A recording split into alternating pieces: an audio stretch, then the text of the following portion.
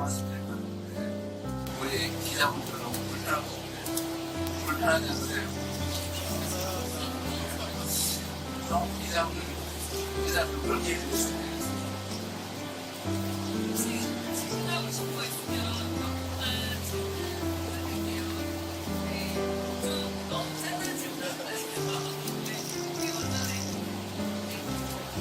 가능하시죠? 대통령님, 저 연합뉴스 이호섭입니다. 취임하시자마자 진짜 숨돌이를 틀 거 없이 첫 순방 나서게 됐는데요. 노고가 참 많으시죠. 대통령께서 이제 대선 때부터 국익 중심 실용 외교를 굉장히 하셨는데, 국민들도 그러다 보니까 아무래도 지금 한미가 현안이 통상 관세 협상에 관심이 굉장히 집중되어 있거든요. 이번 기회에 혹은 이 다음이라도 미국 트럼프 행정부를 상대할 때 이것만큼은 한국적인 입장으로 꼭 관철하고 싶다거나 이런 메시지만큼은 꼭 가기 짚고 싶다거나 좀 생각해 주시면 있으시죠? 구체적인 협상 내용은 협상이라는 게 워낙 변수가 많아서 뭐라고 딱 정확히 그렸습니다. 그런데 중요한 것은 최소한 다른 국가에 비해서 더 무리한 상황에 처하지 않게 하는 중요한 과제인 것입니다. 우리 기업들도 뭐 다른 나라와 동일한 조건이라면 저는 똑같은 경쟁인데 해볼 만하지 않냐 이런 말씀을 하시더라고요. 여행을 조금 하니까 마음이 잘 편해졌어요.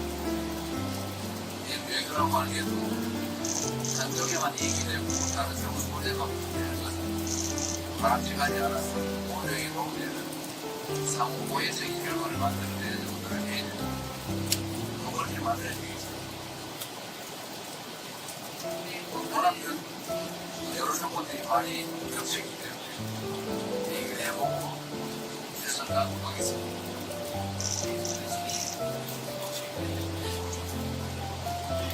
예정이 없는 분들 SBS 강청아 기자라고 합니다. 지금 아직 가고 있는데 이런 질문들에서 죄송한데 다녀오셔서 국내 현안이 산청구에 있잖아요. 그래서 두 가지 질문을 드리고 싶은데 하나는 지금 김인덕 총리 후보자랑 이한주 국정기획위원장 같은 경우에 신상 관련 의혹 문제가 계속 불거지고 있는데 그에 대해서 대통령께서 어떻게 생각하실지 궁금하고요. 그리고 이제 다녀오셔서 추경 관련 국무회의가 예정되어 있는데 지금 보편지급이다, 선별지급이다, 아니면 보편지급에도 차등 지원이다 이런 다양한 얘기가 나오고 있는데 어떻게 생각하시는지 궁금합니다. 일단은 추경 편성 관련해서는 여러 의견이 있습니다.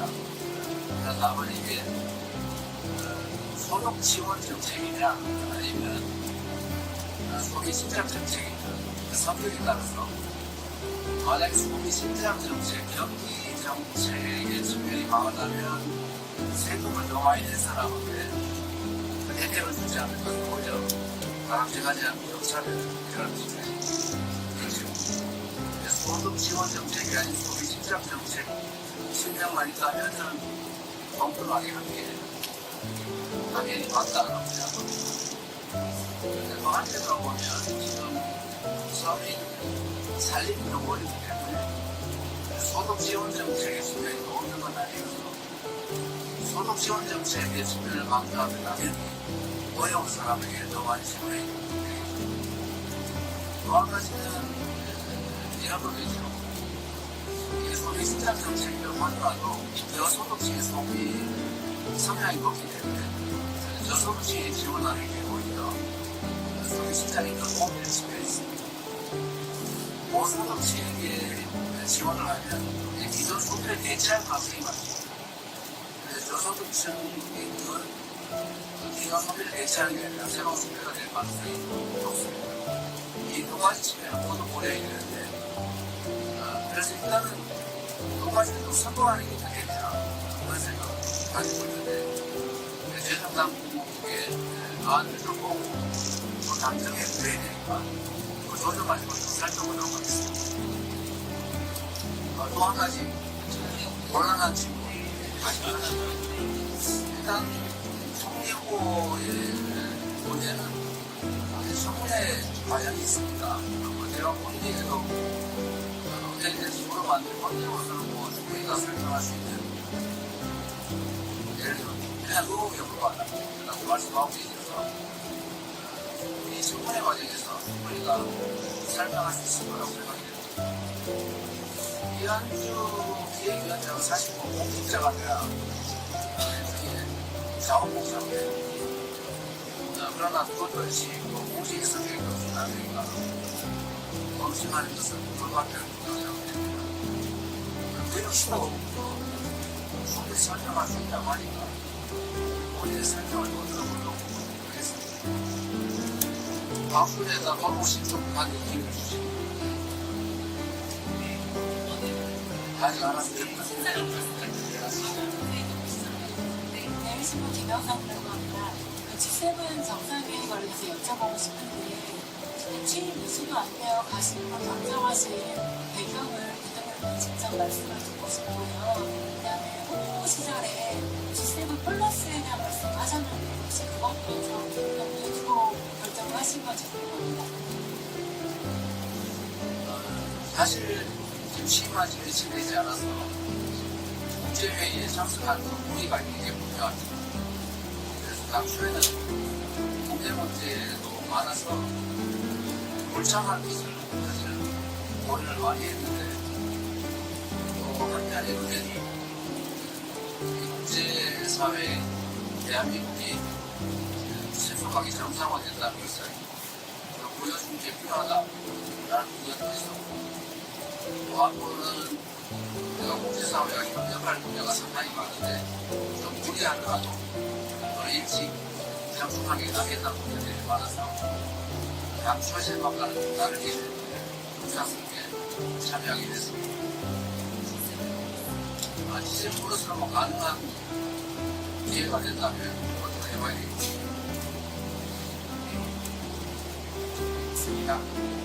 지난해 비상계획 이후에 미국, 유럽, 일본들이 다 한국의 민주주의에 우려를 표했고요. 영국 같은 경우에는 여행 조치, 여행 경로 조치 수정을 요구하기로 했습니다. 정상 외교를 6개월 만에 재가동하는 게 의미가 있다고 생각합니다. 대통령이 이번에 어떻게 준비하셨는지 그리고 한국이 정상 외교를 복원하는 데 어떤 메시지 준비하셨는지 여쭙고 싶습니다. 어쨌든 대한민국은 잠시 후퇴하긴 했지만 세계 10대 경제강국, 5대 군사강국 그리고 문화적으로는 정말 앞선 선진국으로 인정받고 있다는 잠시 후퇴하긴 했지만 신속하게 국면 입장을 회복하고 거기에 더해서 앞으로는 다양한 영역에서 대한민국이 세계를 선도하는 그런 국가로 나아가야 되고 충분히 그럴 수 있다고 있습니다. 당연히 정상회견은 지금보다 좀 더 활발하게 전개해야 될 것이고 제가 좀 전에 우리 실장님한테도 지시해놨습니다만 어쨌든 정상회견을 지금까지와는 좀 더 높은 단계로 더 많이 강화할 필요가 있다고 생각합니다. 앞으로 국제경제가 심각해지고 이재명 정부에서 민생과 경제를 매우 중시하고 있기 때문에 통상국가에 대한 민국이 국제관계를 잘 발전시켜야 우리 기업들의 해외 진출도 좀 더 원활화시키겠다는 생각입니다. 경제 영토 확장이라는 측면에서 지역적으로도 영토 확장이 되지만 내용으로도 보면 문화산업이라든지 또 새로운 산업 영역의 국제적인 협력을 강화할 필요가 있겠다. 그래서 앞으로는 지금까지와는 좀 더 높은 단계로 정상회의를 포함해서 국제협력을 강화할 수 있는 그 영역의 비중을 점점 높여지지 않을까 그렇게 생각하고 있습니다.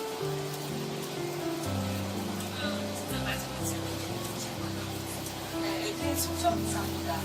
촌스러운 질문이에요. 대통령이 오늘 첫 국정 지지율 조사 결과가 나왔습니다. 58.6%가 나왔는데 이 수치에 만족하시는지 궁금하고요. 그리고 이미 시작하시는 출발이시기 때문에 저희가 나중에 기록용으로 활용한다는 측면에서 질문을 드리는 건데 임기를 끝내실 때쯤 이 정도의 지지율이라면 내가 성공한 제법 잘한 대통령이다라고 만족을 하실 수 있는 수치가 어느 정도인지 궁금합니다. 어려운 질문인데요. 근데 저는 언제나 공직을 시작할 때보다 관심이 있으시기 더 많은 것 같습니다. 제가 경기도지사 출마할 때도 전국 꼴찌였는데 마실 때는 가장 높았죠. 성남시장 때도 아슬아슬하게 있기 때문에 마실 때는 아마 시장 만족도가 80%를 정도 됩니다. 최선을 다할 생각입니다. 그리고 그게 회의하기가 아닌 것이 아니라 국민들의 실질적인 삶이 개선되고 대한민국 각각에도 더 즐겁게 있다고 생각할 수 있도록 최선을 다할 생각입니다. 목표치를 정하는 것도 있고요. 출발 때보다는 마실 때 더 높아졌을까 하는 기대를 가지고 있습니다. 그렇게 되도록 최선을 다할 생각입니다. 평가야 결과로 공정이 하게 되지 않을까 그렇게 생각합니다.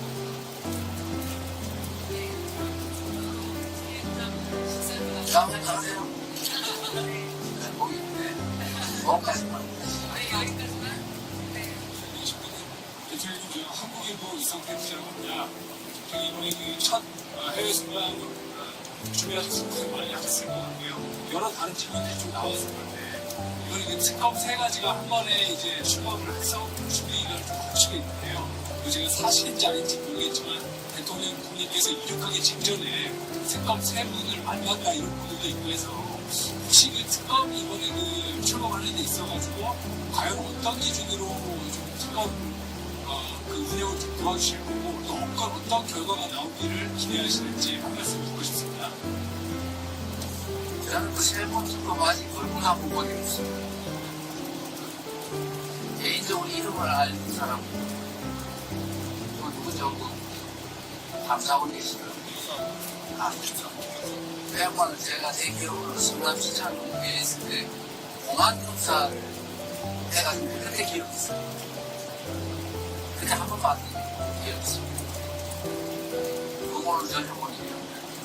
특별한 얘기 없는데 이 사업과 관련해서는 제가 개인적으로 특별한 정보를 갖고 있지 않기 때문에 최대한 중요한 정보들에 많은 문제를 들려고 하고 신속하기보다는 중립적이고 역량 있는 사람으로 시기에 맞는 사람으로 선정하려고 최선을 다합니다.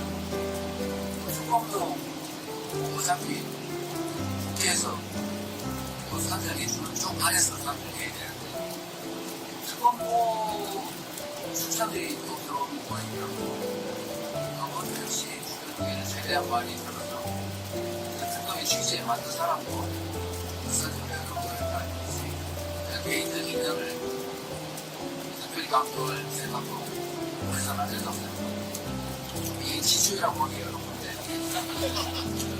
결국은 마지막에 결과로 우리 국민들 평가하기 때문에 결과가 잘 나오려면 좋은 인재를 그 시기에 맞는 훌륭한 인재를 선정하기 정말 중요합니다. 내가 개인적으로 그 사람을 아느냐 어떤 관계에 대한 무슨 생각이겠습니다. 잠시 기분 좋을지 몰라도 그건 되게 나쁜 결과를 주기 때문에 마지막 지지 관리를 높여야 됩니다. 네, 고맙습니다. 그리고 내가 전에 이런 이유가 예전에 예측하지 못한 지인이라고 하게 됐는데 제가 우리 대면한테 말씀을 들었는데 이번에 이것을 좀 들린다고 하는데 꽉 찬 건가 있네요. 그리고 전에보다 숫자를 늘린다고